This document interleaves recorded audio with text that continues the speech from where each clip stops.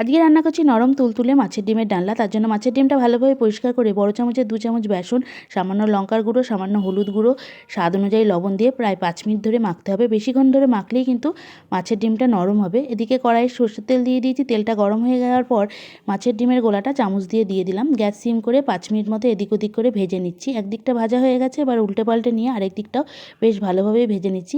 দুদিকটাই ভাজা হয়ে গেছে, তেল থেকে তুলে নিলাম। ওই তেলের মধ্যে আলু দিয়ে আলুটাও হালকা লাল করে ভেজে তুলে নিচ্ছি।